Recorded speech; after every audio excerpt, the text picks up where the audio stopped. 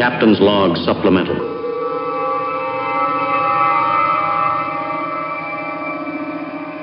Hey Jeremy, you know those race cars you're busy building? Yeah, I do. I You, got one that I'm looking at every day. you know what I don't see you working on? You don't see me working on the amazing Sentinel system yet. That's true. It would take all of 10 minutes for you to have one. And it's very quick and easy to install. It is. It is. And we could watch you when we are not at the race with you and see how you're doing. And then we can call you up when you get out of the car and tell you everything you did wrong. And I love that because so many years I've been driving and not been able to see what I'm doing. I know. And now we can. I know. You know what I'd like to do with the video? My most favorite thing is I take the video and I load it on YouTube, and then I send it to my coach and say, look at 26 minutes and 17 seconds. Look at this one lap and tell me what I can do better. And every single time, you know what they say? Everything. Exactly. Precisely. So with the Sentinel system, you get instantaneous feedback plus useful feedback that unfortunately is accurate for my driving. I think it's accurate for all of our driving. Pretty much. Yeah, that's probably true. Yep. But you need to get one in your car, sir. Yes, I do. And with the discount code that you're going to tell everybody, they can save 10% on this awesome system. Yep. Trouble-free. I haven't had an issue getting video every time we've gone out with the Sentinel. It's always worked. Can't say the same for some of the other systems we've tried. So I don't know. It's on the podcast notes down there. Don't do it while you're driving, though. We like to have our listeners live. It's good.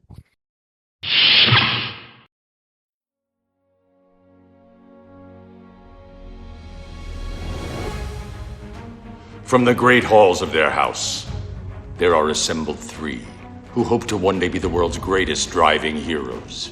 Created from the cosmic legends of the universe comes our team captain, the Vision, Bill Fisher, and their soon-to-be Wonder Woman, Vicki Fisher, and our Captain Marvel and head flight trainee, Jennifer Skripchuk. Their mission: to fight injustice, share what is right and wrong, to get you out of your house and come out racing with them and serve all mankind. They are the Garage Heroes in Training Team. Welcome to the Garage Heroes in Training podcast. I'm going to be one of the hosts for this episode. It's number 600. My name is Bill. Who else is hosting? I'm Vicki. I'm Tim Burr. Tim Burr. Welcome back. Oh, thank you. You know, Tim, we've got a podcast guest, which is the reason you're committing adultery again, but that's fine. Not just anyone. Not just anyone. Number 600. You know who that means. Yeah, the podcast guest. Exactly. Especially when you're in training. Ross Bentley. Ross Bentley. Ross Bentley. Thanks Otherwise for coming. known as anyone. Anyone? Yeah. Yes. And Jennifer's going to make an attempt to come on in a bit. She might. Yep. So Ross, you've got this new podcast. We missed the old podcast as well. However, the new podcast is fantastic with your co-host Sam and Mr. Nobody can pronounce my name right, even though it's spelled pretty simply. Mr. Braun. Mr. Brown. You mean Jeff? Jeff. That's right. Like, it's how many different ways can you pronounce Jeff? Well, there's those guys who do the GEOFF thing. Yeah. Geoff. Yeah. Yeah. Well, so. No, I got to tell you, any time spent with Jeff and Sam is just a hoot. So I can imagine. Yeah, we're really, really enjoying doing that. And it's, Jeff and I did that podcast for a while, the No Dumb Questions thing. And we're sprinkling a few of those into the It's Not the Car podcast. And so there's still some of that, but add in a little bit of craziness from Sam, and man, it's fun. Yeah. I will say, you guys asked for feedback on your episode that went into understeer as a type of podcast, and I will say it's one of my favorites I've ever seen and listened to, and loved it. Can't wait for part 20 or 30 or 50,000 of those, and we just keep going with those. Those are fantastic. Yeah, and we just you're on episode 600. Yeah, well, we will be when we're done. Yeah, well, we just did 25, so You're almost there. yeah, yeah, yeah, almost. And maybe we should have you guys on for our 600th episode. That, well, I think you probably would be quite tired of doing podcasts by then, and but we will take that as an opportunity to come Right. on. If you want us for 600, we'll be there for 600, or if you want us for 25, we'll be there for 25. Whatever number you pick, Ross. Yeah, and the format of this thing, this It's Not the Car podcast, is it's trying to dig into the human part of it, and kind of that part of it. But we didn't plan on having any guests, but we've had one guest. Yep. And the guest, Clay Milliken, top fuel drag driver. And a lot of people go, drag racing, wow. We've had incredible feedback from that one. People are like, that was so cool hearing him talk about going 337 miles an hour in 1,000 feet in 4 seconds. Like, it's what he does, and that whole world it's so different that it's really fun to kind of find out about that, that part of of motorsport. So, but it was really fun. Yep. Well, as much as you are the ultimate guest for us to have our in training podcast, we may be the ultimate guests for it not being the car. I'm just saying, we have skills that make sure it's not the car, Ross. It is not the car. So yeah. But anyway, I did miss your mastery class last night as of taping. So maybe we could get into that and tell me what I missed, because I saw the video came out today, but I was prepping. So I haven't listened to it yet, but I can't wait. So you want me just to basically allow you to cheat? No, I'm going to do the homework. Not doing your homework. I'm going to do the homework. You know me, Ross. I think I need the club membership to the Ross Bentley video and written thing. Yeah, that's true. Yeah, He just wants a teaser. That's all. Because we know I think too much. There's no doubt about that. Right. Well, you have an advantage in that area, in that you're capable of thinking, as opposed to many of us who.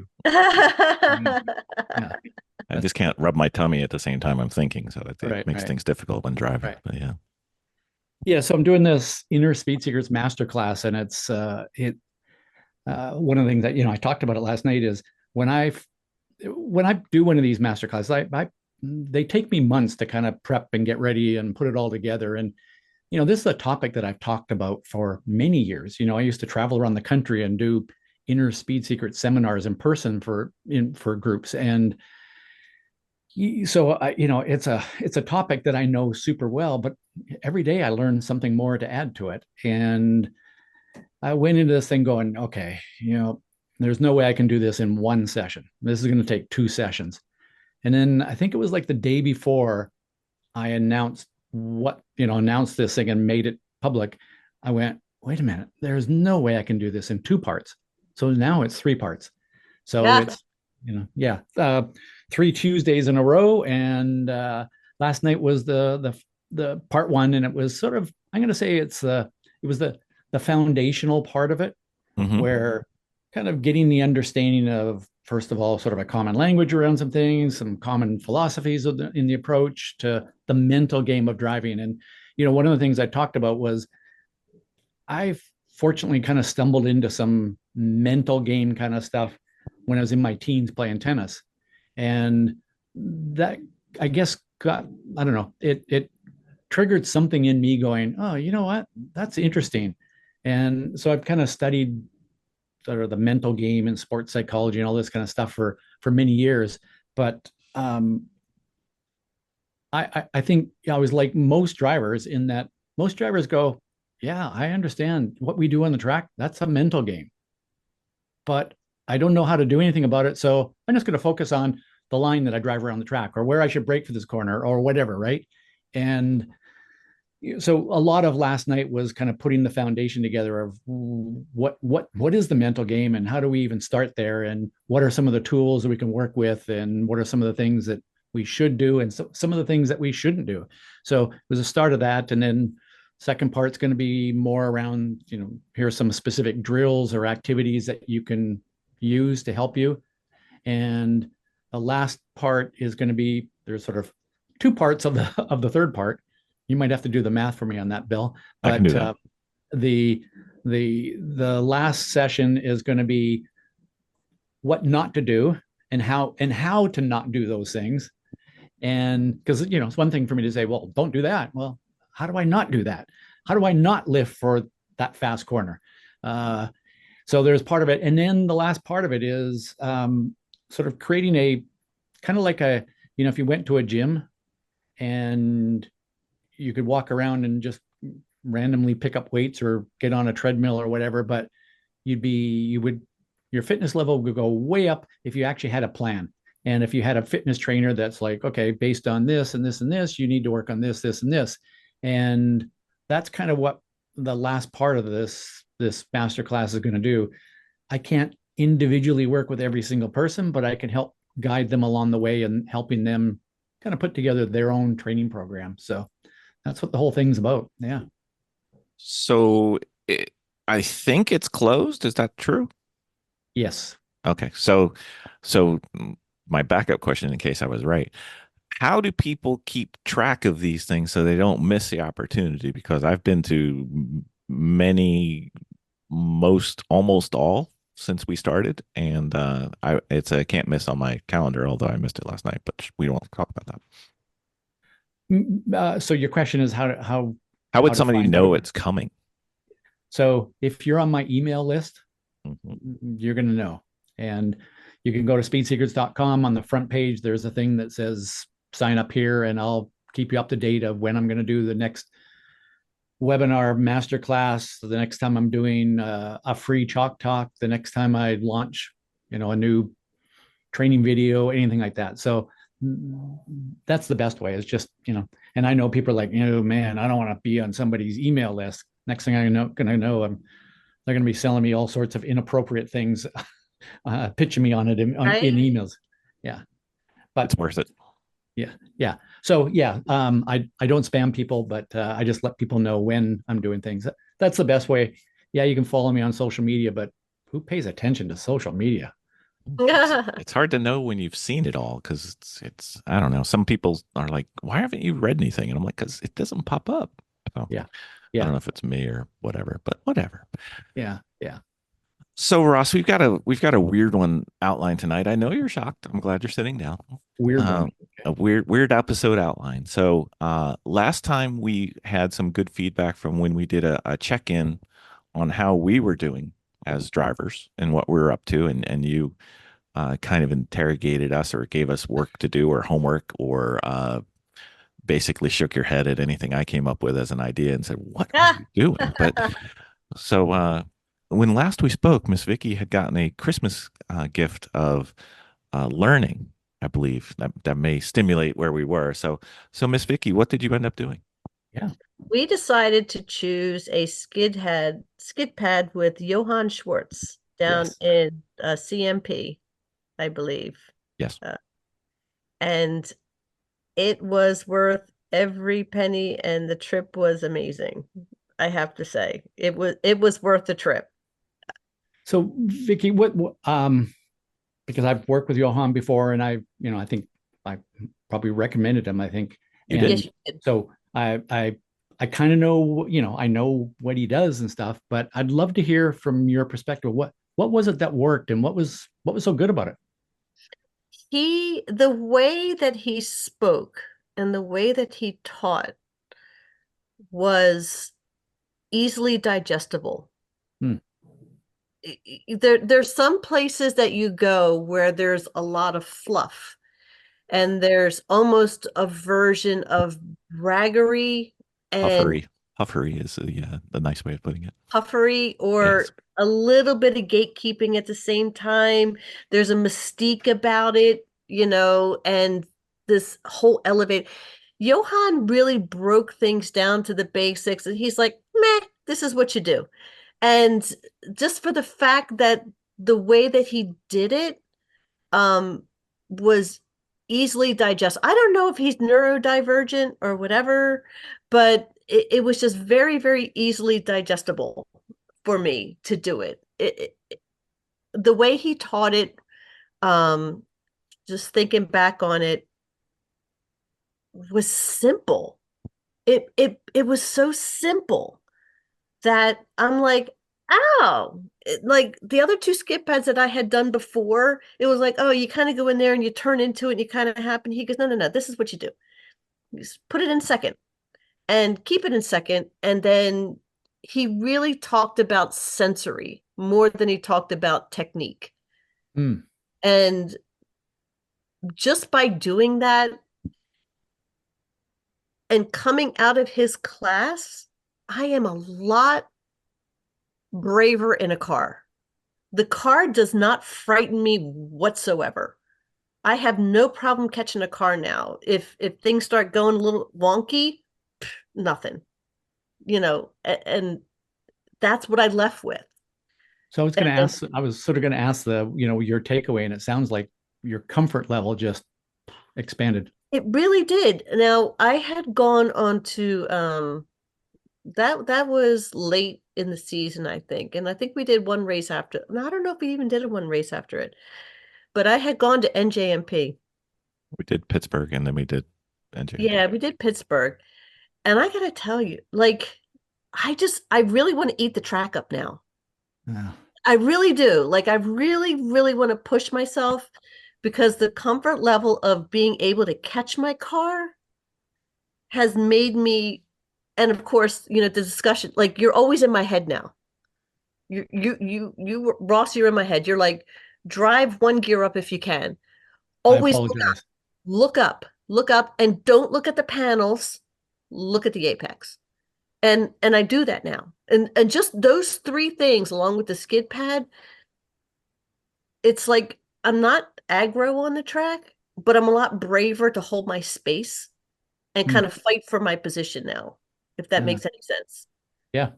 And I've lost the car a little bit, but I've kind of had the pucker.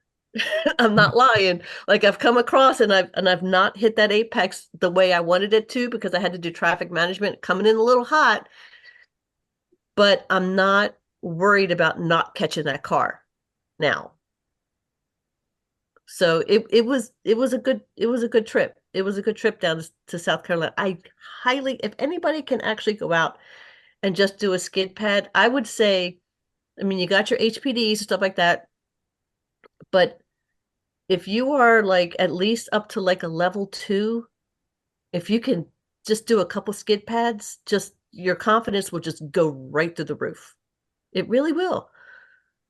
And Vicki, I guess I would add to that, and because I think you point this out, is some people go to a skid pad and they just drive around in a skid pad and play around and everything. But having somebody like Johan, or Johan's my guy on the East Coast, and Nick Romano's my guy on the West Coast, and when you've got somebody like that who can coach you and point you and break it down and everything, and give you something specific to work on, rather than, hey, just go out and slide the car around. Yeah. Yeah, absolutely. He did give us a couple techniques, but I think that he focused on feel. And I think I resonated with that a little bit more so than just turn the steering wheel this far and then press the gas and then, just try to make it happen and try to. But at that, I think we used his car and we shredded his tires. Yes, we did. Shredded his tires. They were that tread was slapping on the inside by the time we got done, because Bill and I were both using it, and we tried to transition over into his race car at that point, because I think he brought his daily with the skid pads, and it was a BMW. And the nice thing to us too is that I think it was an automatic, wasn't it? Yes. Yeah, it was an automatic. So sliding that into second kind of helped being able to know that, you can do this in second. Just go to second. And that was never translated to me. Yeah. And of course, I was in a car that didn't have a turbo. So that was much more, made it much more confident to do it, obviously, because I didn't have to worry about the turbo kicking in and screwing things up. But we were able to go around. I was actually looking for the grip and looking for the slide to get started. And I'm like, this is easy. This is fun. He made it fun. He made it fun. And Like, and the best way I could just say it is just his information was digestible, simple, basic to its basic. And I'm like, oh, okay. Why was it always so complicated before? Right. It's not complicated. So my understanding was that you were going to go do this, and this was sort of like your, is it a birthday gift It or was a Christmas present. Christmas Yeah. present or something? Yeah, yeah. Mhm. And Santa, then Santa took care of her. what I Yeah. just heard though is that Bill went along, so like Bill gave himself a Christmas present too. Is that right? He was part of my Christmas present, which was a joy. It really was. It Somebody was. had to drive down there, Ross. Yeah. Yeah, yeah, true. Yeah, You know, couples that play together stay together. So yeah. yeah, we really had a good time. It was a nice weekend.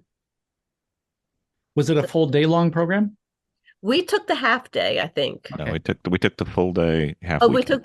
yeah, it was supposed to be a weekend event. I think he was throwing, we took the first day, but I think at that point, because I've already done a couple skid pads before, and granted, I didn't make it all the way around because I think like we had a problem with the sprinkler system or The we track had was a some little rain. dry, and the destroyed tires kind of changed Yeah, everything. So then we went to a shredded. different car, so that was very different. Yeah. So Yeah, the car was very, very different. It was his race car, and we had gotten accustomed to the other one. And then I think one of the guys had like literally blown his tire.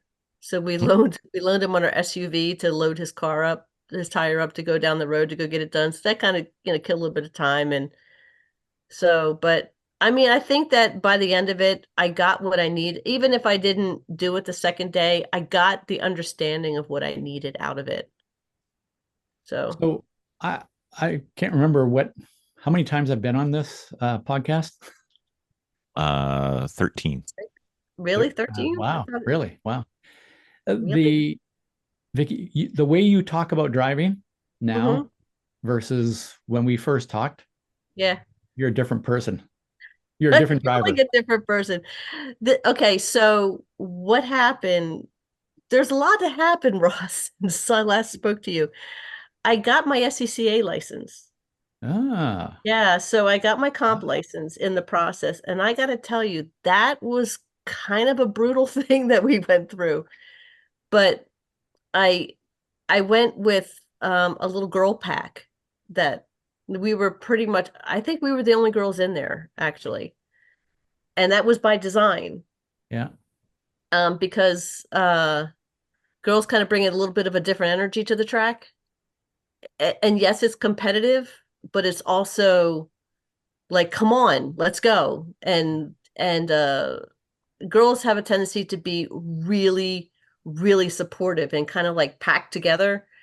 And we had granted it was brutal, but it was pretty darn fun and exhausting at the same time. But yeah, so I got my SCCA permit. I have to finish that. I also went with my Spec Miata at the time, which didn't really fit me, but now it fits me because I got a new seat put in and got that too. But what happened is I went to NJM the Pit, and Pit was okay. We had a good time. We had some car trouble at Pit. But we end up going right after to NJMP. And I think this is where my biggest growth happened, not to mention that they just paved the track, as we just discussed. And the tires were super grippy, super grippy. And we decided not to screw around at this particular race. Normally, we'll either have a new driver with us or we're not really solving car problems, but we're ambassadoring mostly. And this is the first time in a while, real long time, that Bill has been in a race car. And only 3 of us raced. Me, Jennifer, and Bill. And I think we had one person that helped us out, just like, okay, we're beat. Can we put somebody else in? And I had so much confidence on that racetrack. Like I fought for like every position that I was in. And I think that I think I was running some of my best times. Yeah, you broke And your record. yeah, I broke the record. Your personal record. Let's not go for the entire Yeah, track. yeah, my personal record. Granted, my personal records. And the only thing that was really holding me back was our gas consumption and the fact that I lost a hood pin. My hood pin came loose. And third gear was a bit uncooperative. And third gear was starting to create a problem, but we're solving that now. But yeah, it's like I lost it a couple times, but I caught it. And I was like, whoa, I kind of went there a little hot more than I should have. Didn't really hit that apex the way I should have. And it kind of went off into the rumble strips. So I'm like, okay, I got this, no problem. But I was looking ahead, not my rearview mirror. So it was good. It was a good race. Like I had to get pulled, like I pulled out of the car and I was like fighting because I was like, I'm running out of gas. Like I'm running out of gas. And I wasn't enduro racing as much as I was racing. And I was eating that gas at the Yes, same you time. were. But So I got pulled, but I wanted to get back in like right away. Like I want to be back in that car because I could do better. I could do better than what I did before. I know I can. can I then, like, the way you're talking right now is just so cool because you can see it in your face, you can see it, you can hear it in your voice and it ties into this whole masterclass thing that I'm doing right now. In that, this whole foundation piece of what I talk about in the mental game is there's this performance model, and it's kind of the way we work, right, when we're driving, and anything else that we do in our life as well. But information goes into our brain. Our brain processes based on our programming or software in our brain, and then we get an output. Turn the wheel, hit the brake pedal, look ahead, whatever that is, right? And we get that information from our senses and vision, our feel that you talked about with Johan and stuff like that, and our hearing. So there's all of that, and then there's like the skills. Like I bet your take this the right way. I bet your psychomotor skills, your physical skills, have not improved nearly as much as your overall performance has. And it has more to do with your confidence, Yes. your state of mind, your belief, and all of that kind of stuff. And if you can, I tell you a story? I'll try to make it quick, but I told this in this masterclass. But David Brabham is a friend of mine. David Brabham is the son of Sir Jack Brabham, a Formula One world champion. His older brother, Jeff Brabham, won a bunch of IMSA championships back in the GTP days a long time ago. David raced in Formula One. He was Roland Ratzenberger's teammate in Formula One at Imola in 1994 when Ratzenberger was killed, the day before Ayrton Senna was killed. So David was driving in Formula One at that time. David's gone on to win Le Mans, Daytona 24, Sebring, all that. Like he's a great driver, and he's a Brabham, right? So it's a big deal. David and we've been friends for a bunch of years, and David's really big on the mental game. And I want to share this story because I think it's so cool because it talks about how all this stuff is interrelated. And that is one of the things that he did for a number of years is he worked for a major manufacturer, auto manufacturer, who's been involved with all sorts of forms of motorsport, who has a huge one of those multi-million-dollar simulators in the UK. And his job was to go in and do calibration work. He would go in often, set the baseline, and then the engineers would start doing simulation work with aero, engine, suspension, dampers, all sorts of stuff. And his job was to show up, get to that lap time, and then the engineers could go to work. Right.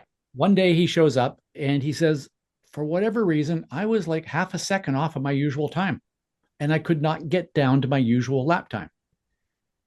And the engineers are like, David, do your job. Like, and of course, the more he tried, the worse it got. So he says, guys, I need a break. He says, I walked down the hall of this facility, and I went into a room and I sat down, and I thought, and he's thinking about it. And then he just goes, he pulled out his phone and he starts flipping through photos of his family. And he's looking, there's a photo of his dad, Sir Jack Brabham, world champion, built his own Brabham race cars, and And then he's like looking at his brother Jeff, and then he's looking at photos of his wife who also raced, and then his son Sam, who had just started racing in British Formula Ford, and kind of just thinking like, wow, like how cool. I mean, being part of this family and how fortunate I am to be doing what I'm doing and doing what I love and everything. And then he says, I walked back down the hall, I got back in the sim, and boom, right back to his usual lap time. Wow. And it wasn't like all of a sudden he forgot skills and then learned skills. It was his state of mind. Mm-hmm. He was just in a better mood. And you're thinking, wow, yeah, like how could that make a difference? Mm-hmm. But then he's telling me this, and he says, but here's the most interesting part of this thing.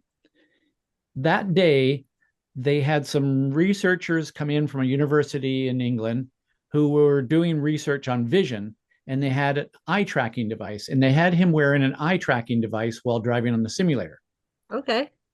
At the end of the day, these researchers said, David, can we sit down and go over the results with you and show you what we've learned from where you look when you're driving? And they sat down, they look at this, and he says, okay, so here's where you looked before you took a break. And it was like, he says, dramatically lower than I thought I should be looking. And then they said, here's where you were looking after you took a break. And it was dramatically further down the track. Right.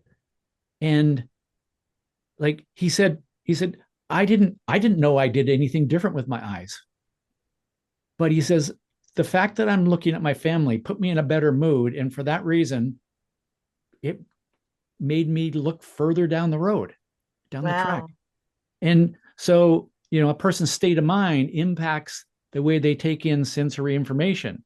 And that impacted the way he drove. And it's just, to me, it's fascinating that kind of thing happened. Well, no, I understand it. I get it. Like, hey, if you're in a bad mood, you walk down the sidewalk looking at your feet. You're in a good mood. You're like looking at the sky and enjoying life, right?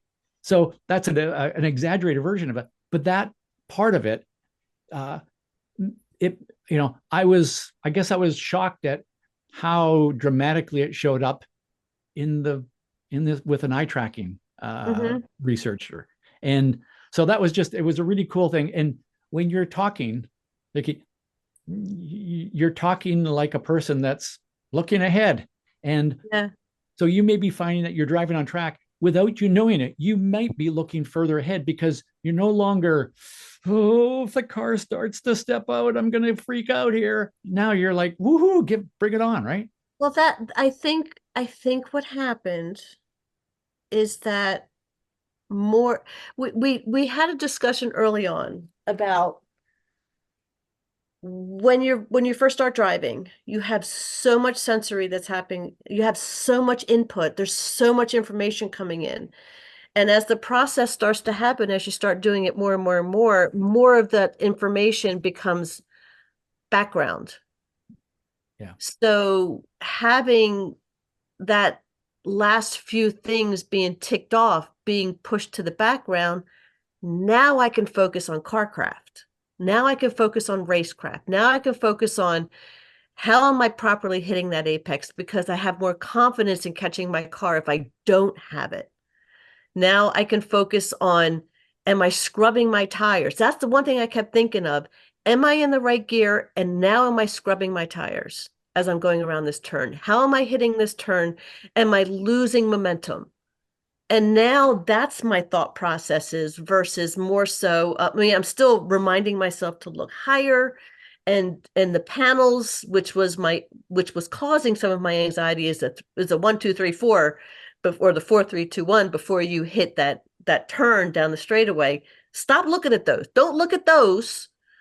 Look at the apex, and track your way in and track your way out. And that eased a lot of that anxiety that I was having coming down the straightaway. Now I'm like full blown, like my foot is to the floor as much as I can possibly get it. Now my thought process is, am I in the right gear?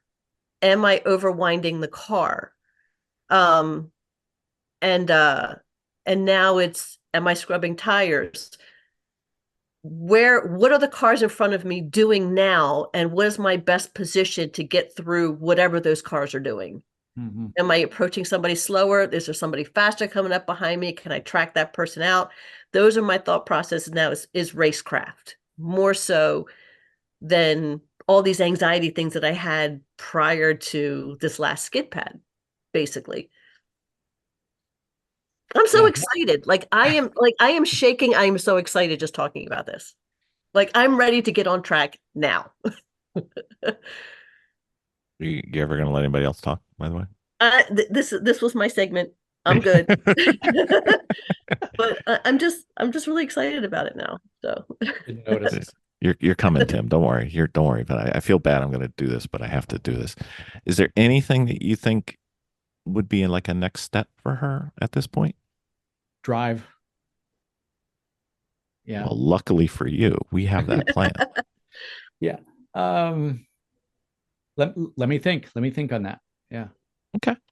Yeah. It's not like I won't bother you again. It's fine. Yeah. So new to you is Tim, but Tim's been on the upswing as well. So Tim, what have you been up to? I've been enjoying learning more about how to make myself uncomfortable in a car. I've been spent a lot of my time learning how to drive and smooth as fast, absolutely. But I never really allow myself to let the car hang out there, right? It was never a big burnout guy or any of that stuff. I'm kind of conservative by nature in that regard. So trying to get myself to be more comfortable in forcing the car to slide and can I catch it if it starts to go? It's not without sawing the wheel to get it to go out of control. Like, can you just go in a little hotter and try to get the car to push or oversteer a little bit with throttle and that sort of thing. So my plan is to, in order to get more comfortable doing that, I really want to do like Dirtfish or Team O'Neill and do a rally school. I think that would be so fun. I don't feel like I want to get into drifting, but I'd love to go get some drifting classes and just learn how to do it. Right. I mean, it's such a cool skill to have. And I think it'd be interesting to hear your take on this, Ross, but I think like something like that would translate into that moment when the car does step out. Somebody in front of you does something and you've got to make an adjustment to the car that makes the car unhappy. And how do you recover from that? So that's a question I have for you on that. For sure that I'm a big proponent of well, it's kind of like dirty skid pad, right? Go to a rally school. And I've spent a lot of time at Dirtfish. And the great thing about driving on gravel, on dirt, is that you can get into exaggerated slides and they last longer without, on a skid pad, even a wet skid pad, you kind of have to work to keep that slide going. On gravel, it just lasts longer. And I'm not saying it's better or worse. It's different. And to me, being able to do that where, the car gets sideways and it's like, okay, it's sideways, it's sideways, it's sideways, it's sideways, it's sideways, it's still sideways. Oh, it's still sideways. And I'm okay. Because, when that happens on a road course, it's like, I'm sideways, I'm gone. Or, I got it back, one of the two. And so I'm a big believer in driving on loose surface like that. If and maybe this goes back to your question, Bill, of okay, Vicki, what's next, right? And I'm going to say, to me, the perfect mix is if you spend time doing what Vicki did with somebody who's really good at teaching car control on a skid pad kind of an area. And I know you spend time on the West Coast in California. Nick Romano's my guy, California guy. And Fast Sideways, I think, is the name of his. It is, yeah. He's been on twice. He's a good guy. Oh yeah, okay, yeah. And so I would recommend the perfect combination is some of that skid pad time and some loose surface time. And yes, for sure, just like Vicky's face lighting up, it tells us, it can be a life. I was gonna say a life changer, but in a way it is, right? I tell you, the confidence. I only had 3 skid pad trainings, and by the way, Vicky, just sorry to interrupt, but that's about 3 more than most people have. I'm telling you, just the benefit of because what you do is you learn how to feel the car. Yeah. And when you learn how to feel the car and you learn how to manipulate the car, then you feel much more confident in catching the car. So years ago, I was coaching a driver racing in Formula Atlantic, and he and the team engineer were avid golfers. So every race, they would show up a day early and go and play a round of golf somewhere. I'm at that point in my life, I think I'd been in one of those little, the little putt things where you got to hit the ball through the windmill thing, like I've done that, but I'd never really played golf. But I decided that, hey, here's a chance for me to learn a sport and kind of use the approach I was using in coaching. So I decided I was going to learn to play golf. And so I went into a driving range, I hit the ball a few times, and then I went and played a round of golf. And then I played with these guys a few times. But one of the times I'm coming back from a race, I'm in the San Francisco airport, I'm walking by the bookstore, waiting for my flight. I walk in, and there's a book called Extraordinary Golf. And I just like, okay, I'm going to pick it up. So I start flipping through it. Fred Shoemaker. Yes. Mm-hmm. And I'm going, man, if I wrote a book about golf, this is it. So Tim Burr is an instructor for golf. So he's okay. all about golf. He knows all about golf.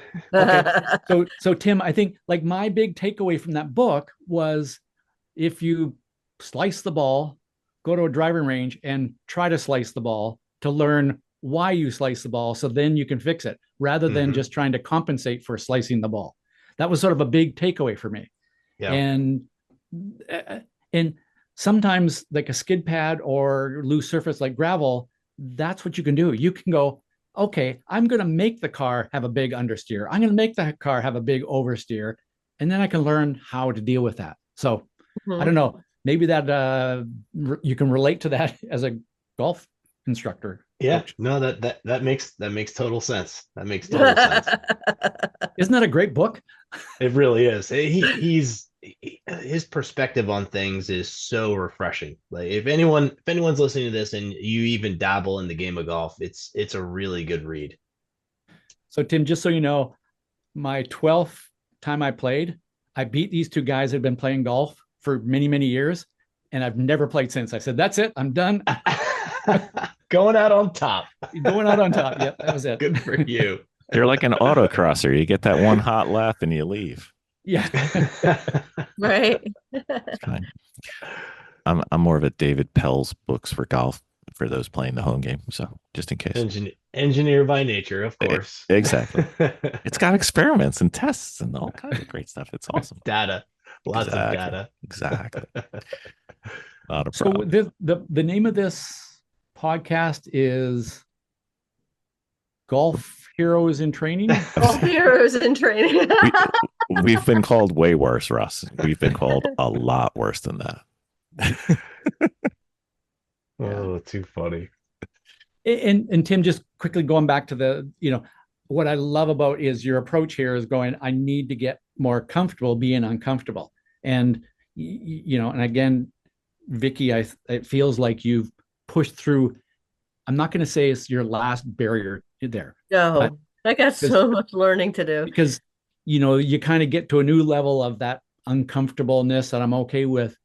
But then there's another one, and then there's another one. And then, but hearing you talk about that, Tim. Sorry. Yeah, these were plaguing anxieties I've had for a couple years that I think I pushed through. And the best part is now you've proven that it can be done. Mm-hmm. So it makes it a whole lot easier to believe that you can do it again, right? Right. Yeah. I'm curious, Tim. You got to tell me, is there a does this relate to golf in a way? Like, do golfers get to a point where they're, I'm uncomfortable trying to hit this shot, so I'm just going to hit this really cautious shot. Does that make sense? Or Yeah. I mean, I think it's you said you were a tennis player. I'm sure you see similar things, right?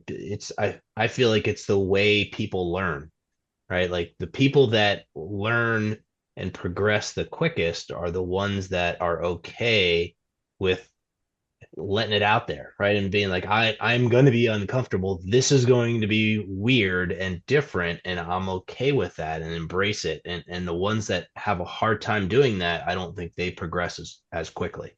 yeah. They get the yips. Yeah. So last week I went to visit my brother. He lives on one of the Gulf Islands in British Columbia, and I went and visited him. And because there's this little tiny little island that he lives on, and one of the big things there is playing disc golf, frisbee golf. Yeah. And so I went and played with him, and it's the same kind of thing. Like there are places I'm going, I really should try to, put the frisbee, the disc. I'm not allowed to use the word frisbee, to get the disc between those two trees. And it's like, but it'd be way smarter for me just to kind of throw it out there and then throw it in the second shot. So, yeah. Yep. So for sure. Indeed. So Tim, I sent you a text that you need to read. So we'll talk about Ross's suggestion for you much more. I like it. There we go. So Ross, we had some listener questions we can get to. Tim, are you having to sign off? Yes, I am gonna have to sign off. No, So I'm gonna cut out early. I'm gonna throw stuff at Ross, and then I'm gonna run away. It's all about you, Tim. It's all about you. Go off I've got to run. Golf podcast. No, it's Everyone Racers. Right. So another car podcast. Yes. The 201. Yeah. Well, Ross, thank you for your time. Love all your stuff. Keep pumping out those podcasts. Yeah. He's pretty awesome. Have fun. Thanks, guys. Thanks, Tim. Miss Jennifer tagging in for Tim. I know. Sorry. That's How are okay. you? I'm late. That's fine. She's got duties. I have mommy duties. So that's something you don't hear Max Verstappen talking about too much. Exactly. So I'm sure that I missed quite a bit, but I do have a question because I've been thinking. Uh-oh. You go, Jen. You go, Miss Jen. I know. So, and I've given it a lot of thought, and we may have covered it in another podcast with you, Ross. But so I was interested in the way that you instruct people, because I'm very intrigued by that. Because when Vicki and I talk to you, you're very you kind of go along with what how we learn. Like you feel the car, like just kind of visualize things. So I'm interested in where you get that from. Yeah, that's out of a magic hat. How's that? I guess because I've worked in education, around educators for a very long time. So I was just, everybody kind of has their own way of like teaching and instructing and stuff.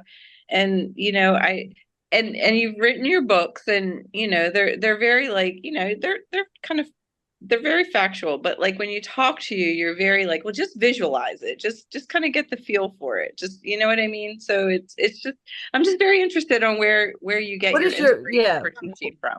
What is your perspective on how you teach people? Yes. So now that I welcome to Ross on the Spot. I've given myself a couple of minutes to think. No. Yeah. Now that I've given myself a couple of minutes to think about it, and I've been reminded by this recently because of a book I just finished reading, and this fellow was Michael Lewis he wrote Moneyball, and he wrote a bunch of great books, and the guy's a well-known writer. He wrote a book a number of years ago the really short little book. It took me about 30 minutes to read it. And it was about his high school baseball coach. Mm-hmm. And it was interesting because this coach would be, he's not the Bobby Knight type, but close to it. Like he's tough love kind of thing.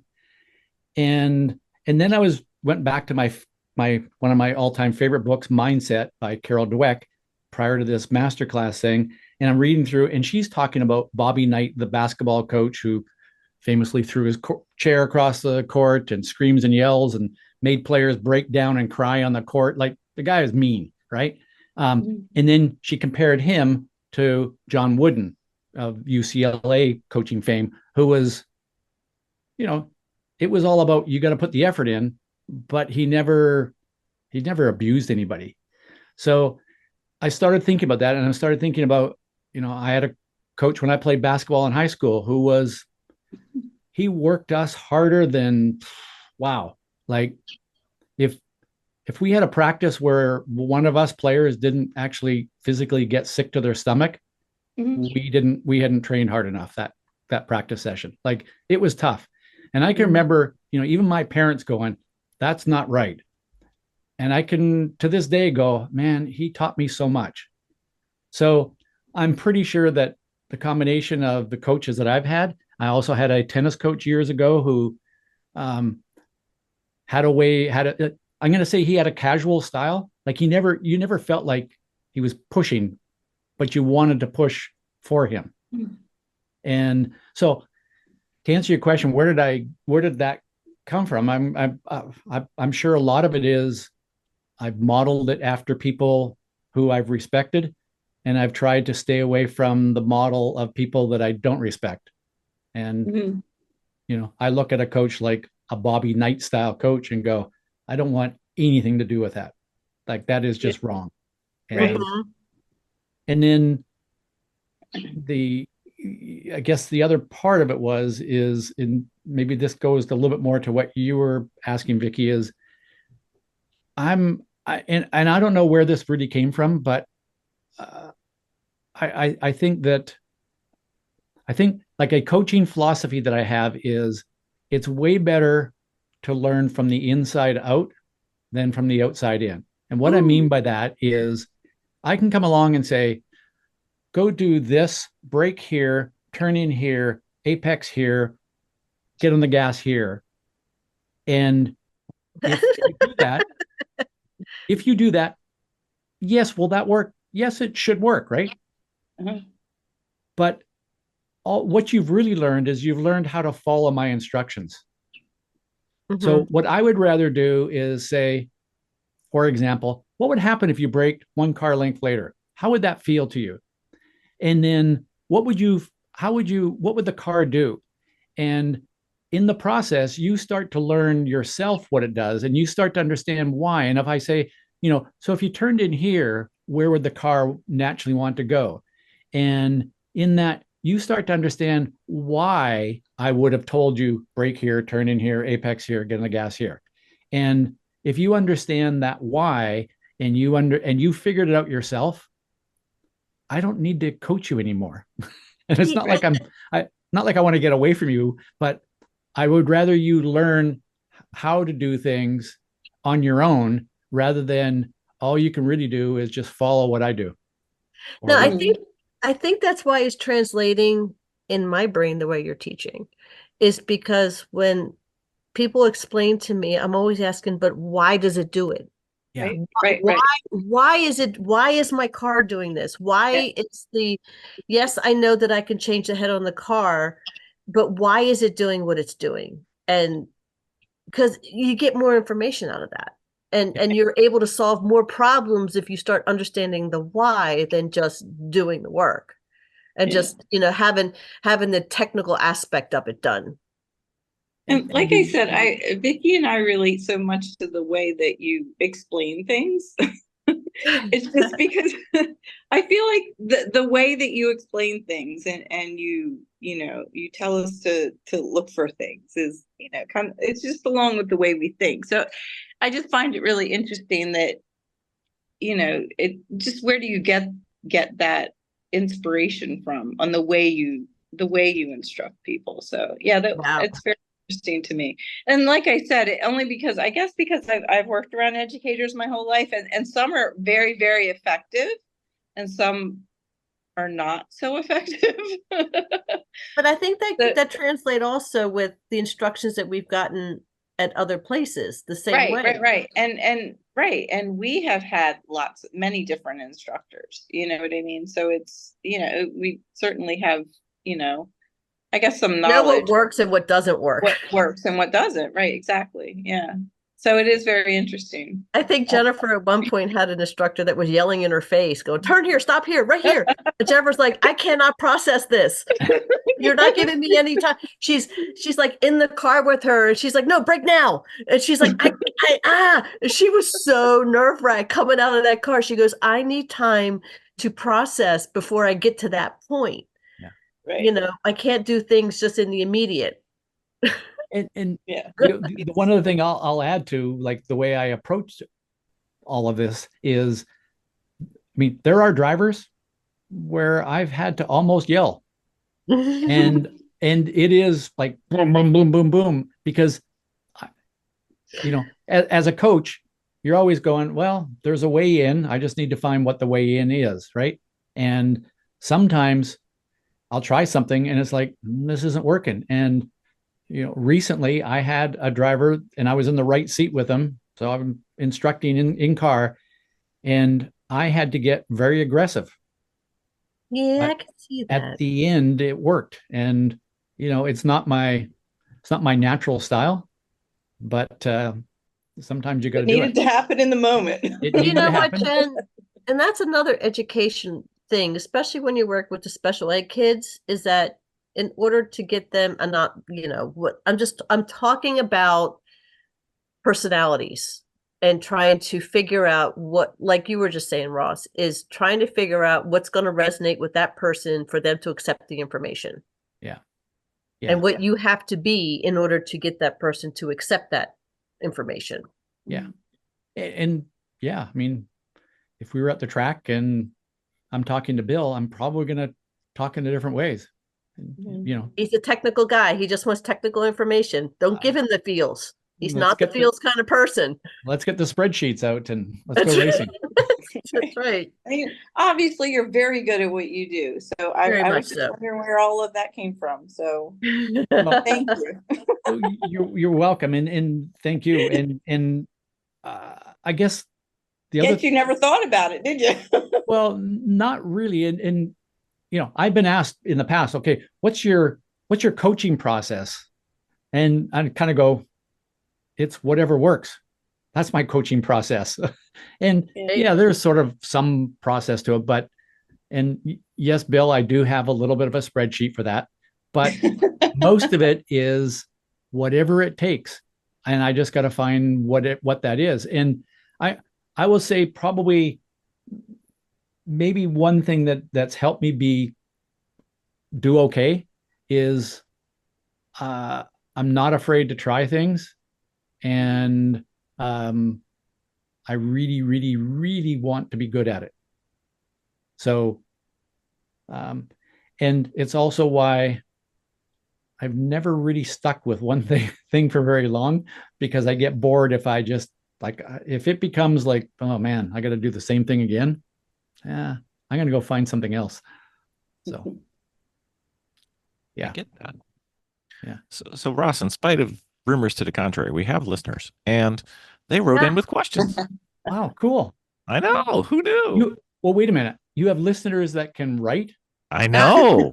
And not just race. I mean, verbalized questions. To be fair, not all of them, Ross. To be fair, I mean, Please, for the two of you who are listening right now, I didn't. Exactly. It's the quantity that can listen and write is probably small. It's a subset, but anyway. So we had an upcoming guest. His name's Brian, and he said, as an instructor working with a novice driver that you've never met, with 5 minutes to go out on track, what are the most important questions to ask and info to gather?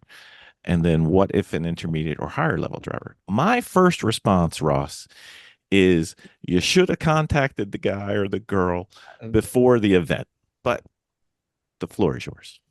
Yeah. So much of that, this kind of goes to Jennifer, your question or your comment, I guess, a little bit is, so much of that is dependent on, because you knew I was going to use the phrase, it depends, right? We weren't going to make it through a podcast without it, Ross. There's no way. So much of it is going to depend on when I walk up to that person, you begin the process of reading that person. And, you know, everything from the car and to how they, you know, interact with you in those first 5 seconds.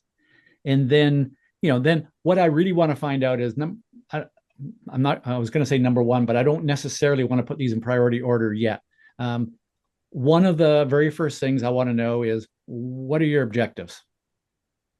And if somebody says, you know, I'm here because my family member suggested I do this. If somebody says, I've just bought this really cool car and I want to learn all about what it's capable of doing.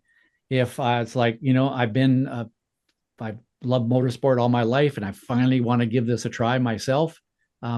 Or it's just, you know, hey, I'm just coming out to hang out with some friends and I want to have some fun. And, you know, so that's the very first thing, is because that's going to start to dictate how I'm going to approach working with them, is what is their objectives. So that's almost the first thing, is finding that out. My sort of a next goal is to try to find out what's going to be the best way for me to communicate, just what we were talking about. Is this the kind of person that's really going to react to me being really encouraging? Let's go. Or, okay, let's just relax, calm here, you know, that kind of thing. So I want to find that out. And I may even like try to get into just trying to figure out how they're going to react and respond to my coaching. And that might be just, hey, when you're not at the track, what do you do? Okay. Yeah. I'm an engineer. Okay. Let's get the spreadsheets out. But I've had engineers that go, yeah, but I really like to think in pictures. Okay, great. You know, or yeah.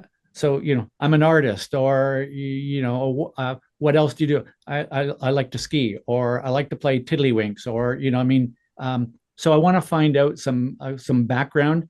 And if I'm getting nowhere with that, I might even ask the question of, you know, when you have been in a learning situation in your past, what's worked for you?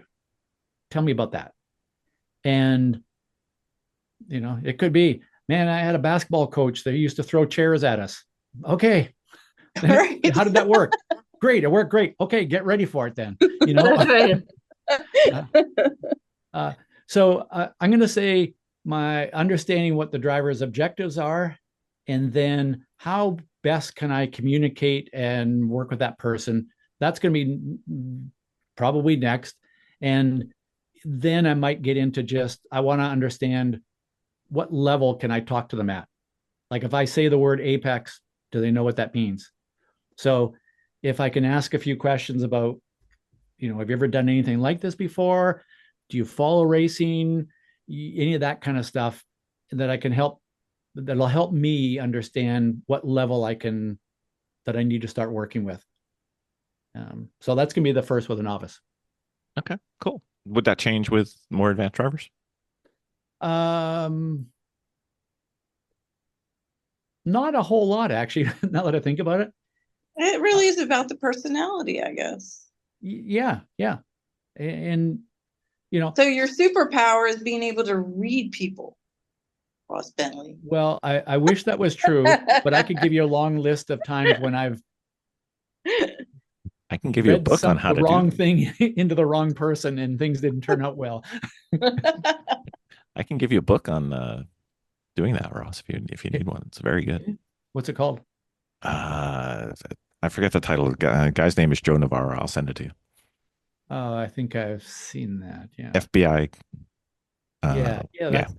Yeah. Okay. But I'm going to say, build the, you know, again, the first thing that I need to know is what are the objectives, and whether they're intermediate, advanced, or novice. I mean, I don't think that matters, because somebody could get into the sport just like, I just kind of showed up because some friends told me I should show up, and I got a decent car, so I want to go. And now they become an advanced driver, and they're like, man, I'm addicted to this thing, and I want to be the best driver I possibly can. Well, that's different. Or, you know what? I'm starting to. It's too bad Tim's gone. I'm starting to get bored with this sport, and I'm thinking about taking up golf. Well, part of my job then is to motivate them to want to stay, because I want people in my sport. So, I want to get them enthusiastic and having a good time. So I'm going to focus a lot on, I want them to get some quick wins so they feel good, and we're going to have some fun. Right. So that's how I look at it, I think. That's awesome. You're very good at what you do.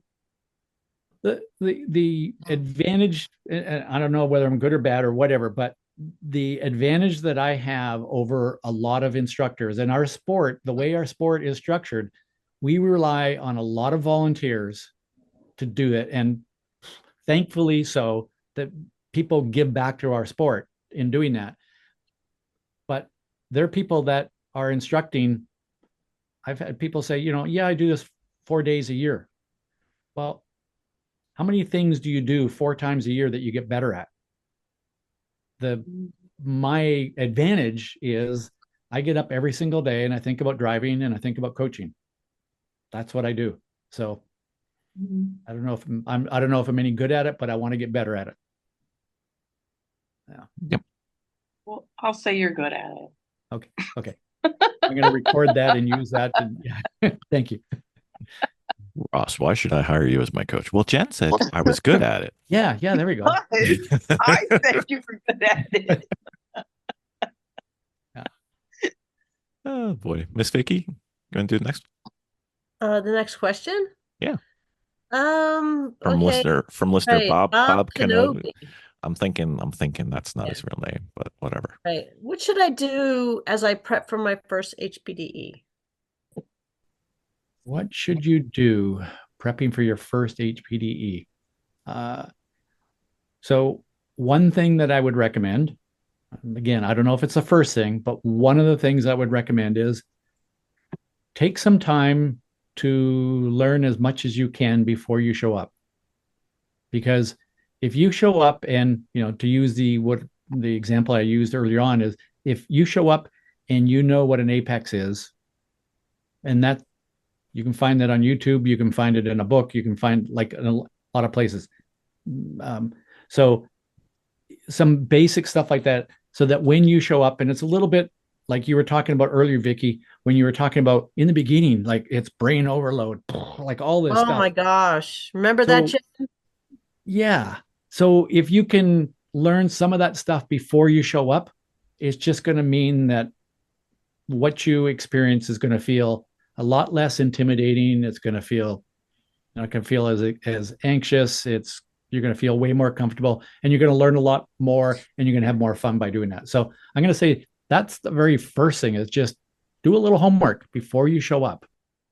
Read Ultimate Speed Secrets. Well, okay, you could do that.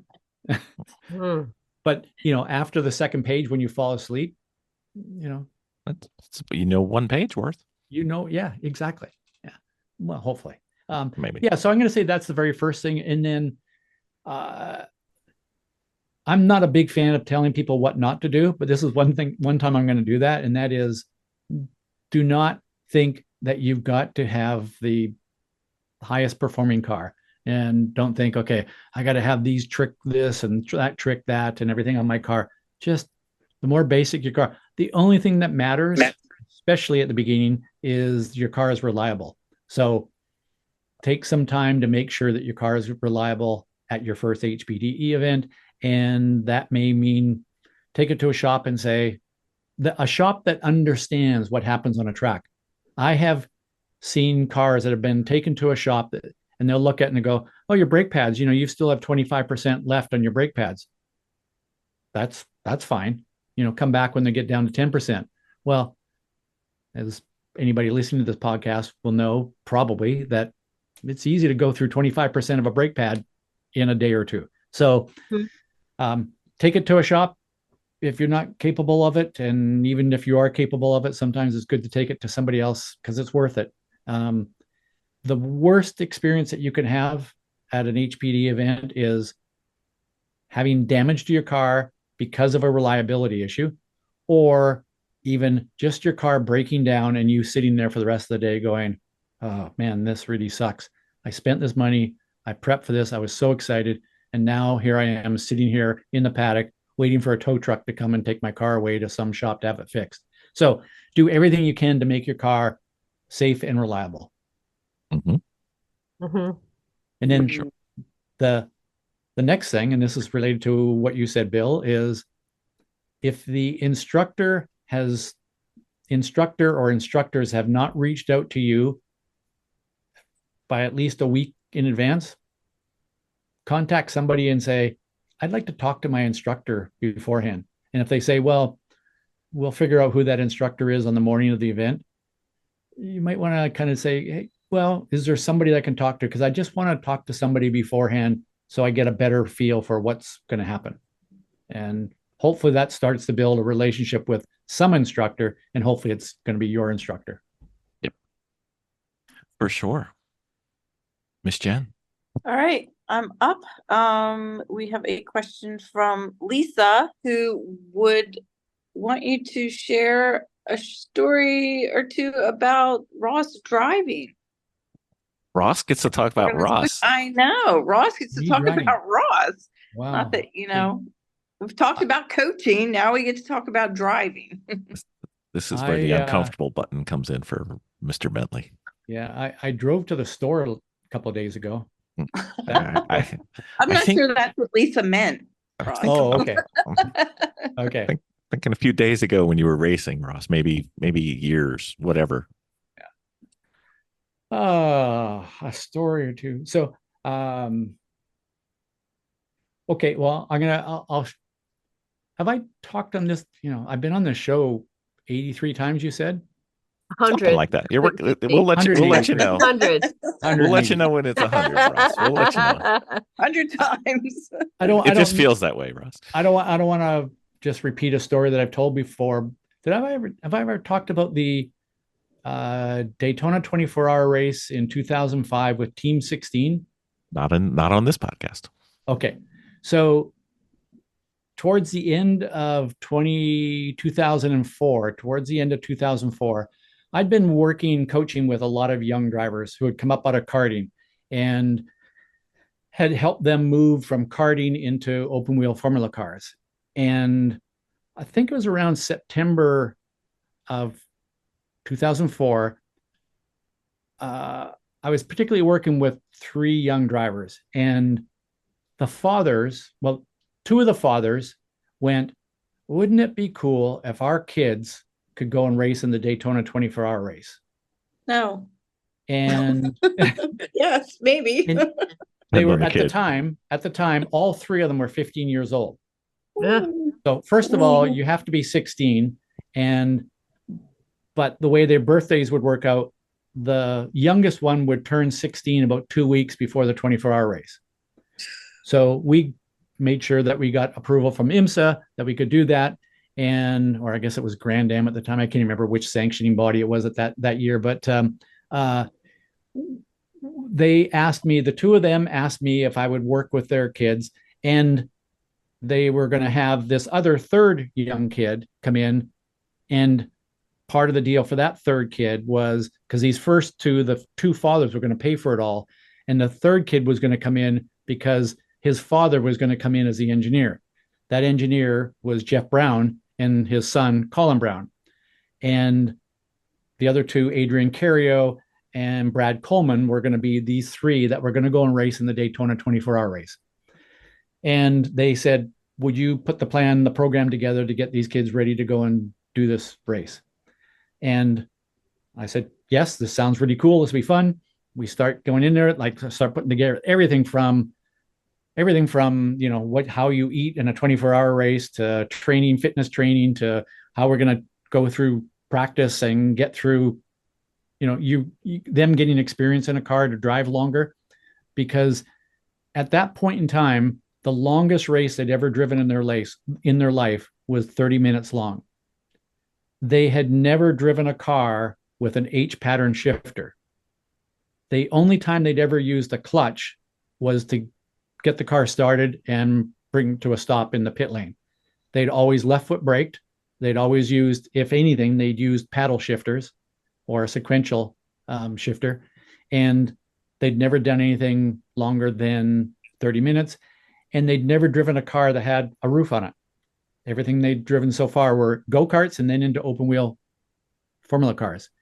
Wow. And as we started to get into this, they kind of went, maybe it would be a good idea if you drove too. And because it'd be good to have sort of one experienced person in the team. So I said, okay, I can do that. And it was, so as we got closer, and it was kind of like starting to realize, they came up with this, the two fathers that were sort of into the marketing end of things. They were like, we'll call it Team 16. Well, there were 3 16-year-olds, and ironically, add up 3 16s, that adds up to 48. And that's how old I was at that time. So the 3 of them added up was my age. So we went through this process, and it was really, really interesting to get them ready for driving in a 24-hour race. Like I said, teaching them how to brake with the right foot, teaching them how to heel and toe downshift, all sorts of things. And it was really fun to go through that coaching process. But then, it's really cool as a driver to have 3 young, fast kids where I was in my career pushing me again. And they pushed me. Happy to say it worked out okay for me. But we then went in the 24-hour race. That was, the going into the race, there were people betting on how far into the race before one of these 16-year-old kids did something stupid and the race ended for us. And here's the frustrating point, was the team that was hired to run this thing, the crew were betting amongst themselves at what point these kids were going to crash the car or do something stupid. I'm happy to report that they didn't do a single thing wrong for the entire race, and they did a lot of things incredibly right. We would have finished on the podium had it not been for one of the crew members who had betted on the kids making a mistake, that he made a mistake during a pit stop that cost us like 5 minutes or something like that. And that's how far we finished off of the podium. And wow. So it was really cool. I mean, yeah, so that was really fun for me. I think we ended up finishing 5th or something like that.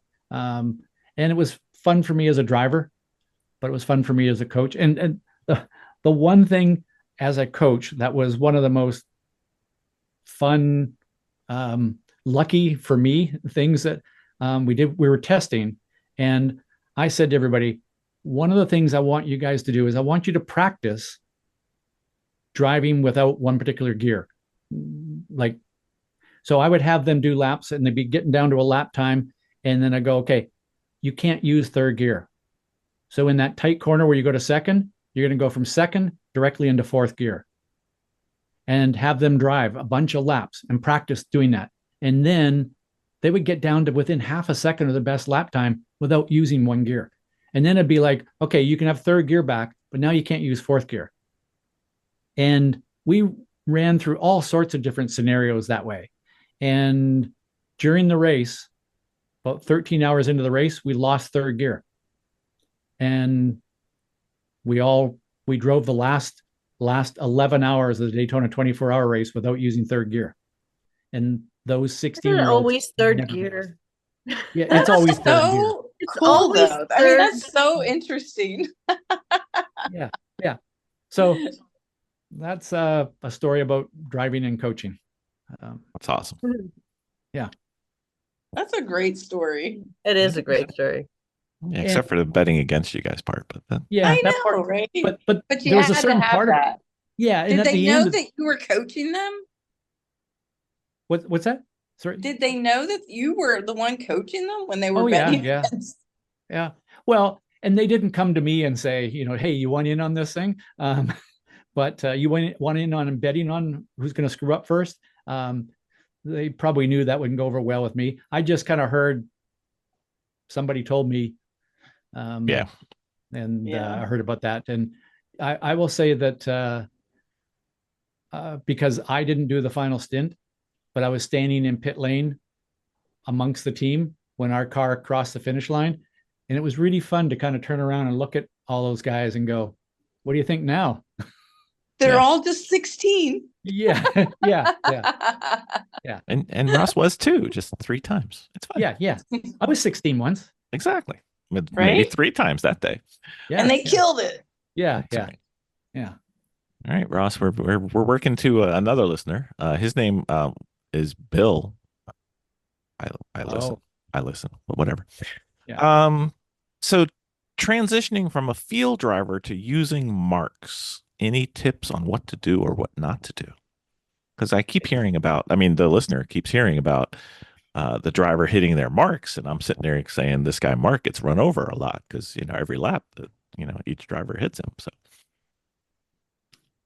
So is the question, if you're a field driver, should you use your marks more, or I use marks references and I should just feel things more? I would say many turns don't have marks. Correct. Okay. So well, a lot of turns are done just by, I think a lot of it came from starting with endurance with high field counts. So you do what you got to do to get what you got to get, because the apex is this fictional spot on the track that everybody's sitting in that's never available when I'm coming by. When the listener's coming by. So I got used to driving by feel, and if I'm offline, I got to do this or accommodate that. But like if given a time trial event, which I'm entering a couple this year, the listener's entering a couple this year, I think I have to get better at having marks and hitting them, and then trying to get that flyer. So maybe we should start by kind of defining what a field driver is versus I used marks. I hit my marks kind of a driver. Yes. And so this is my definition. This is how I would define that. And starting with somebody who focuses on using marks. And I'm going to say that's somebody that tends to use a lot of visual reference points. And it could be a crack in the pavement, or the beginning of a curbing, the end of a curbing, a point on the apex curbing, things like that. That to me. And then, you go out and you find that, okay, I turn in at the end of the curbing or 3 feet before the end of the curbing, and my apex is just past the third red panel on the apex curbing. So there are hard visual reference points, and there's a time and a place to use those. But there's a time and a place to be more of what you call a field driver, where it feels right to brake here. It feels right to turn in here. It feels right when the car is on this angle at this part of the track. And I would say that, to me, that field driver is still using visual references, but a lot of times it's more of triangulating a visual picture. So you come into a corner and it's like, okay, when I see the curbing down the outside of the track coming into the corner, it's on my right hand side because I'm coming in a left hand turn, and I see sort of where the end of that is, and it kind of, when I then turn my head and look across to the apex, there's a point up on the hill, and when that picture kind of aligns, that's when I turn into the corner, kind of thing. And so there's some of that. That's part of the feel thing. And some drivers, though, are more, they use a internal clock more, where it's like I come down the straightaway and I'll kind of use a reference point of around that, the 4 marker, let's say, but then it's like brake, now I turn into the corner. and it's more of that kind of a feel. And so I guess that's kind of how I would define the two. If you are a field driver, do you need more references? Maybe, maybe not. As you point out, Bill, the good thing about having more is sometimes you're in traffic and that picture that you had triangulated before, you can't be seen. So so I like to think about it as you have sort of primary references and then secondary references, and then I don't know what the other ones are below that. Tertiary. Yes, or other, and the rest. So I think, for example, a turn-in point is a pretty important reference, but you can get too focused on it. You can come up to the corner and you're like, I got to get to the turning point. I got to get to the turning point. Got to get to the turn, and you forget to look through the rest of the corner. And so I think a lot of this comes back to how you use your vision in terms of sort of glancing ahead, planning being down at that point to turn in. But as you're getting closer, your eyes need to be up and around and through the corner more.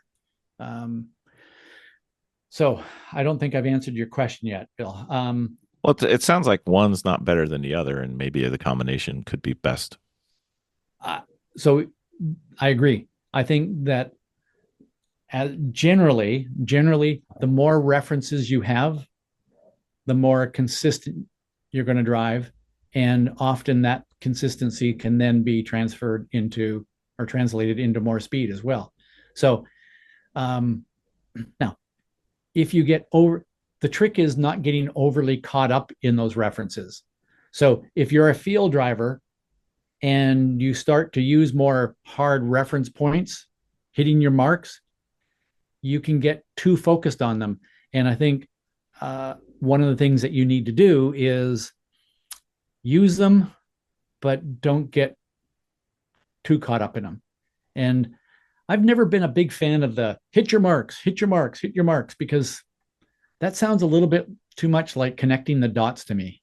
And I think more about rather than hit your marks, it might be flow from mark to mark, right.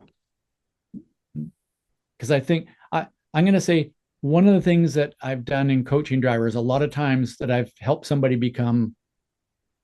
make some big gains, is getting them to stop being so caught up at hitting their marks and being a little bit more free with themselves and feeling that, okay, when I turn in here, I feel the car arc come into this arc that comes around to the apex, and I feel what the car has got there, rather than I'm just trying to connect that dot to that dot. Yeah, I found that that was one of the initial aha moments I had. And when I did that, I dropped I was okay at the time. So I wasn't like a beginner. I think I was in like HPD 3. And I dropped like 2 seconds a lot, which was large at that time. But I think I may have swung too far. So I'm trying to remember what Mark obsessed Bill was. So you're saying that at one point you were Mark obsessed, and then you became more feel, and now you think you maybe got to go back a little bit. Yeah, or add it back in a little more. You know, so something to do. Yeah, I mean, so one way of doing that is just pull up the old track map and start going, there's a crack here, there's a point on the curbing here, there's a whatever here. There's a big black square going into turn 1 at Mid-Ohio on the wall. Yeah. Is that big black square there? Because I've not been back since I've heard it's still there. I have not been there yet. I'm hoping to get there sometime soon. Maybe. I am too. Maybe. Maybe the same day. Maybe. Could be. Who knows? Yeah. TBD. Yeah. So Peter Windsor always talks about square corners and short corners, what, when, why versus the racing line. So that is very familiar to me, because on our It's Not the Car podcast, I just addressed that exact same thing. Get out. Okay, I'm He out. d- No. he did. I listened to it. Okay. I'm sitting here going, is it out yet? I can't remember. It is out. Okay. So here's and I've watched Peter Windsor stuff, and I massive respect for the guy because he's been around forever. And as I mentioned in our podcast, is he has access to some data and video that many people can't or don't have access to. So I'm a little bit jealous of that. But so here's the way I look at what he calls a short corner and a long corner or square corner. And you think about it as simply, you're coming up to a corner, and let's say we're going to come around a left-hand corner, and it's for exaggeration purpose, let's say it's a 180-degree hairpin. So you come up to that corner, and the apex of the corner is that point in the corner where you can, going back to power, you can unwind your hands and squeeze back to power. And if you get back to power just before the apex or at the apex or a little after, that's not the point here. But with either this short corner or this long square corner, the apex of the corner is pretty much in the exact same place. That part doesn't change. The exit of the corner doesn't really change. It's how a driver gets from the turn-in point to the apex. And drivers like Verstappen and Hamilton, and I forget who else he refers to. Carl, I think. I think Norris, he refers to him as saying they're short corner drivers. And what they do is they turn in a little bit earlier. And if you think about, if you turn in earlier, you're turning in on a more gentle, shallower arc on the way to the apex, which means you're not turning as sharp, which means you can carry more speed through that arc. But the problem usually is if you turn in that little bit earlier, you get to the apex and you're pointing at the wrong angle. So now you have to delay getting back to power. So it hurts your exit.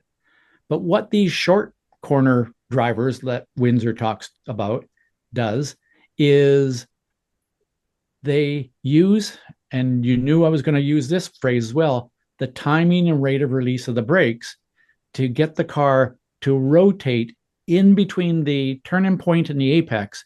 They get the car to rotate enough. And what that means is slightly more slip angle in the rear tires than in the front. And some people go, you mean oversteer? Well, kind of. I just look at oversteer as something the car is doing to the driver, whereas rotating the car, the driver is doing it to the car. But in this case, they're rotating the car so that when they get to the apex, they're on the same angle at the same point as somebody who's turned in, gone later, deeper into the corner, and then turned in with a more square, sharper turn. And the downside of doing that is you have to turn on a sharper radius, which means you have to slow the car a little bit more, and you're driving a longer distance. So these drivers that drive, as Peter Windsor says, a short corner approach or line, they gain from turn-in point to apex. Everything else being equal, they gain from the turn-in point to the apex. And they do it with how they release the brakes and the combination of how they turn the steering wheel and things like that as well. And that's why they tend to be quicker. Now, some cars, some corners, it doesn't work. But for a lot of times, that works. And that's the difference. And it seems like magic, but it's not. So it's not a whole new racing line, or it's taking physics and bending it or breaking it. It's a combination of min speed and distance. Yes. And but the one thing that, like Peter Windsor, I've watched a bunch of his videos, not all of them, but I've watched a lot of them, and he'll go, oh yes, he's using the short corner approach here. What he doesn't talk about is how do they do that? And kind of goes to the conversation we had earlier about you got to understand the why. And like I could just say, yeah, use the short corner approach, turn in earlier, and then get to the same apex and get out of the corner as fast as anybody else does. And you're like, yeah, but how do I do that? Well, the how comes down to coming to the corner and getting that right combination of how you turn the wheel with how you release the brake pedal. And if you get that right, the car rotates just enough. And it's, to your point, Bill, it's not like a massively different line. It's subtle. Yeah. But in our game that we play, subtle is worthwhile.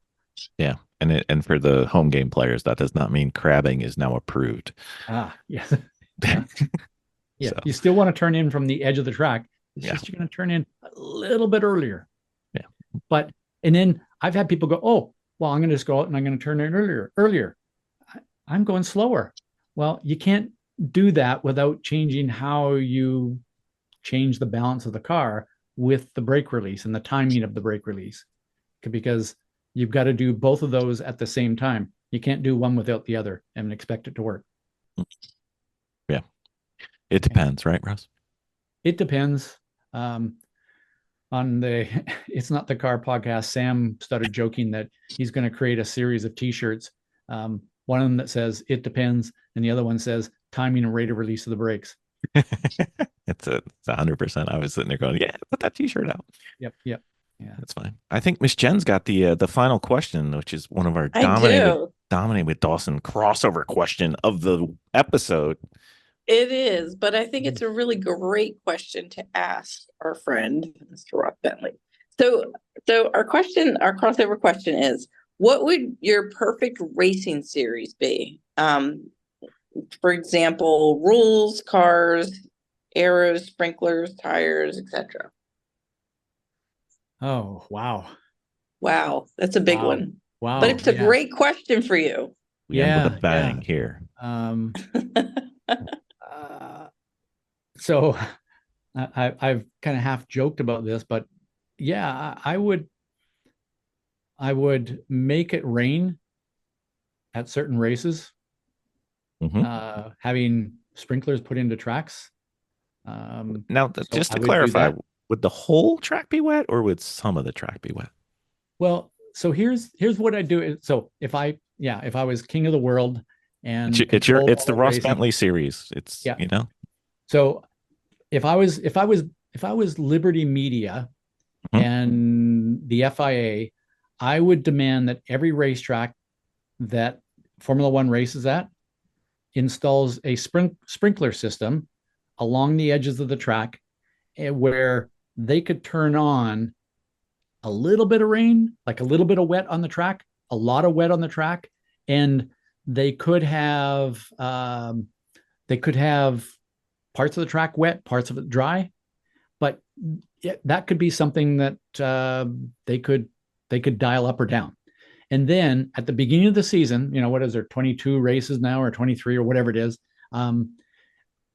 we'd take 22 races, and at the beginning of the season, we'd go pull out of the hat, go, these 6 are going to be wet. And then, I don't know, 3 or 4 other ones, you don't know until race morning. And then the rest of them could be dry.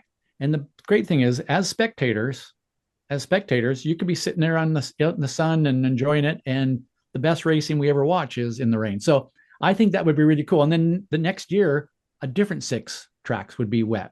So that would be the first thing. If I could just wave my magic wand and make things happen, that would be the first thing. I think, and I'm biased this way, but I would do it with open wheel cars. Okay. And the reason for that is, first of all, having driven open wheel cars and prototype cars, I'm sorry, if you haven't driven one, they are just more fun. Like, yes, you can have huge amounts of fun in a really fast GT3 car these days and all that kind of stuff, but there's just something even more pure about an open wheel car or a prototype car. And there's the only thing that I love prototype racing, IMSA World Endurance Championship. I love that stuff. One of the things is they built the cars so strong now that we see people doing things that are a bit dicey. And, drivers in open wheel cars, you have to have, sometimes I kind of watch an IndyCar and Formula One recently and going, I don't think these guys got the message that things can happen when cars interlock wheels. And the way from open wheel cars are now, it's harder to interlock wheels. So, but I still think there's a level of respect that an open wheel driver has to have, that is different. And I would have that. And then the next thing I do is deal with the whole track limits thing. I think tracks that have these massive runoff areas where a driver can gain a benefit from being in that massive runoff area needs to go away. I'm not suggesting that we surround tracks with a moat full of crocodiles, but might work. Might work, but it's not. It would be really easy. Take Coda, for example. There's so many corners at Coda where if you drive off the outside of the curbing, it does not hurt you whatsoever. And in some places, you can gain a little advantage. What if they, some of the sealer they used at Mid-Ohio that made the track really slippery? Yeah, good luck with that.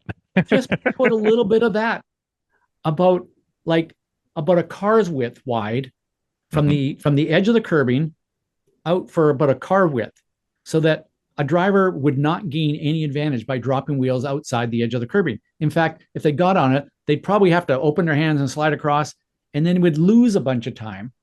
But you can leave all the rest of that pavement out there, and in fact, make it even grippier.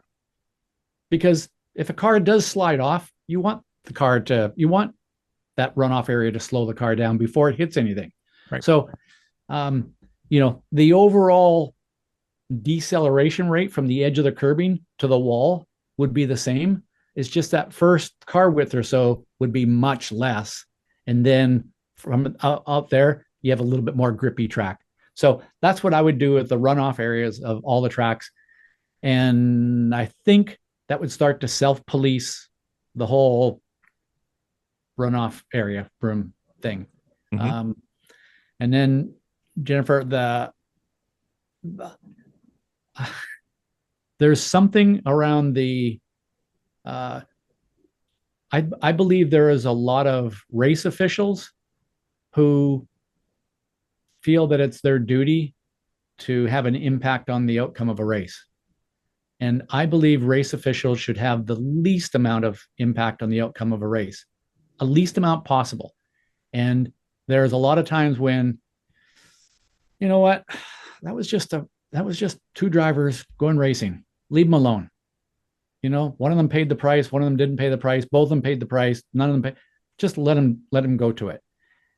But right now, there's a lot of times when two drivers, something happens, seen times in the last little while where a driver is on the outside trying to pass somebody around the outside.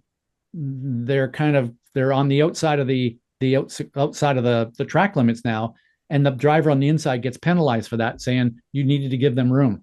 Well, sorry, they chose to drive around the outside and try to make a pass there.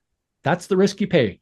Right. And so just kind of only get involved when you absolutely must get involved, when there's something pretty blatant. And I think there's a lot of times recently when there's a lot of tough racing where it's not blatant. All right. So real quick, we only got a couple minutes. Okay. What engines? Okay. Ideally, it's a V12 that has about 1,000 horsepower. Okay. Because it sounds wonderful and it's got lots of power. Okay. Aero? Very little. Okay. Tires? Not the grippiest tires. Racing slick stuff, not 200 treadwear. Slicks, okay. And the size and everything about now.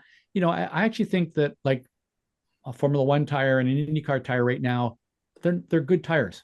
They're pretty. I think they've got a pretty good balance on them. What I wouldn't want is a tire that the first 3 laps are magic and then they fall off completely.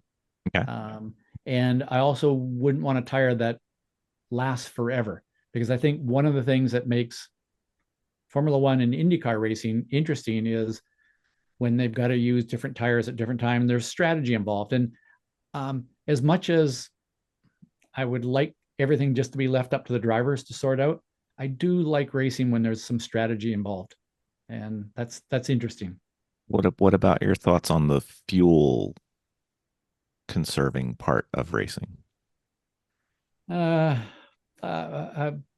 would say most of the time I don't like it, but when you see something like what Scott Dixon did at Long Beach this year, right, that he put on a clinic for everybody, and you go, man, that was so impressive. I love seeing that.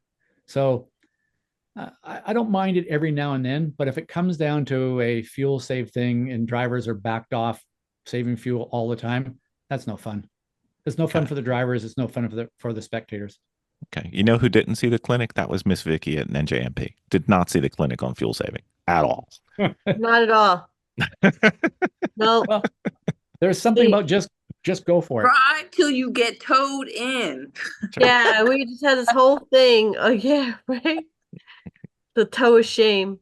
That's right. No, that's one thing another thing that dawned on me versus the racecraft thing is we were taking things seriously, and I never took in fuel consumption as a factor in the way I was driving.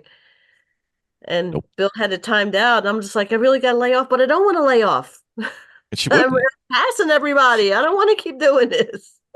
And she was 100% convinced, 100% convinced that we were lying to her about there being a fuel light that comes on. I don't think there's a fuel light. She still doesn't. Yeah.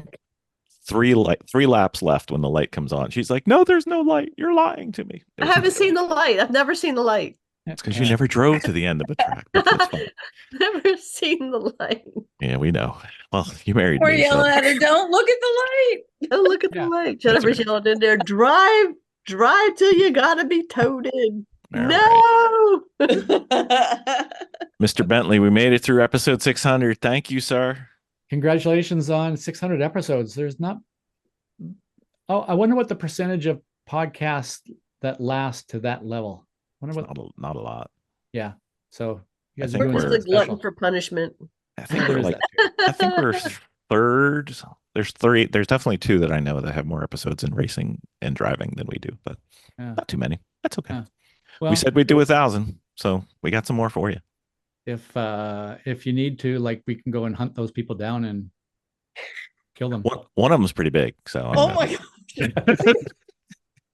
Run over them. Yeah. No worries. Thank you, Ross. Always a pleasure. Thank you, and Ross. I'll see you in 50 episodes. We'll be there. Yeah. Thank you, Ross. Thank you.